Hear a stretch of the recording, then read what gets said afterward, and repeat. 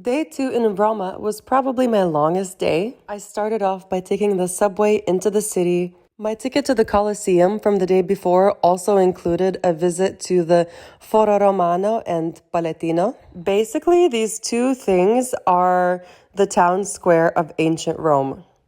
This time, I did not buy a tour. I just used my basic entrance ticket and made my way around the perimeter going to the right. My favorite part was probably the marble, and also this whole town square I thought was way more interesting than the Colosseum even. There's so much to see, and honestly, towards the end, I was even getting overwhelmed simply from the visual beauty of it all.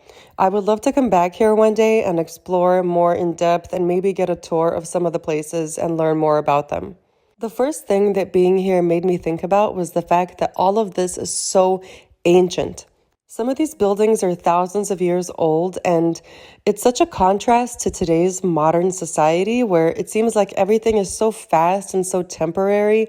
These buildings were made, and the people that made them probably didn't even know that they would still be around today, but they're so eternal. Whereas today we have planned obsolescence and things are built to break, these things were built to last. By the way, this video is my favorite video probably from this place. Actually, the security guard let me in there even though I had a basic ticket. But yeah, it's so marvelous to me looking at this and thinking, this is what used to be people's downtown. Like, this used to be people's city center. The other thing that I was pondering as I walked around was, how do people decide what to keep and what to demolish or what to restore or what to adapt for modern times? Rome is called the city of ruins, and I definitely see why after walking around here. But seriously, there are some castles that are modernized, and there are some old buildings that get adapted for modern times. How do people choose? And also, how cool would it be to build something that lasts for millennia? Since Jessica, my friend from yesterday, and I arrived in the city at different times, she had already seen this whole thing, so I was exploring by myself, but I did go meet up with her after. And I don't know if it's because of all the ruins or something air quality or allergy season, but even while walking on foot, I kept getting a bunch of stuff in my eye, and I was like, is this just the dust from all the ruins? On my way to meet up with Jessica, I stopped at this gelato place that had closed lids gelato. I saw a TikTok that said that that's how you know that it's better gelato, and I do think it was better than a lot of the other gelato that I tried.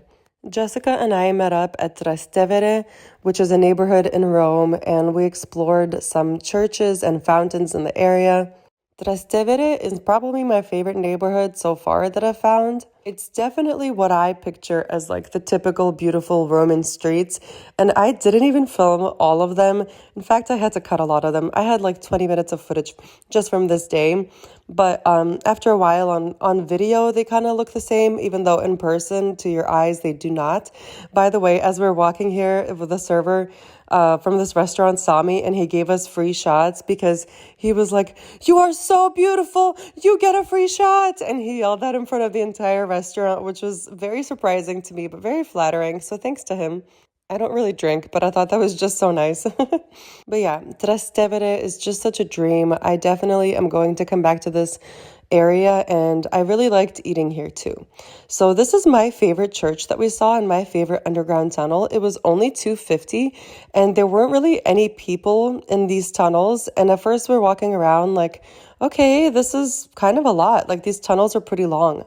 And what's cool is that, they're all the signs were in Italian. So this is not even a big touristy place, but this is the coolest underground stuff that we saw. By the time we were in this room, I was like, wow, this is just so much. It was like a whole ancient city, according to what Jessica read on the plaques. But by the time we walked to the very end, my mind was blown. And I wish I could have recorded my initial reaction, but I didn't even expect to see anything this beautiful. I do have a little bit of a separate TikTok just for this room, but I almost want to make a third TikTok mentioning this because it just blew my mind. This is underground. This is so gorgeous. I never would expect to see this. This is way beyond your typical ruins or underground tunnels.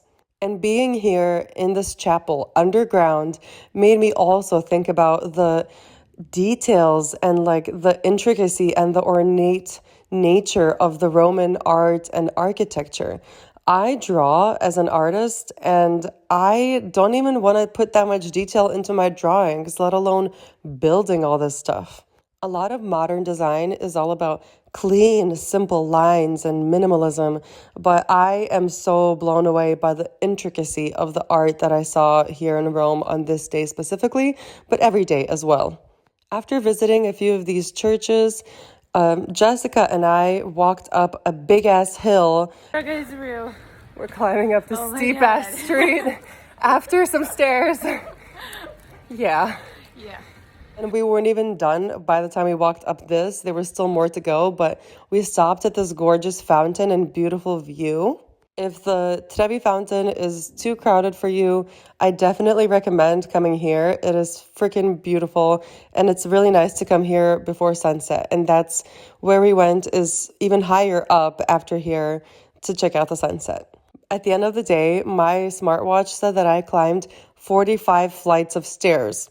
I honestly do not know the names of everything that we saw, but that's like the new part of town, and this is the old part of town, and this is the highest point of the city. This statue was built for a guy who won a battle for the Romans, and so they put a statue of him on the highest point of the city because he protected them.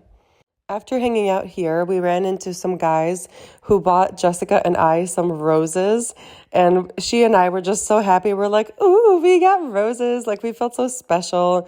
And we had dinner at this restaurant, which was really yummy. We both had pasta.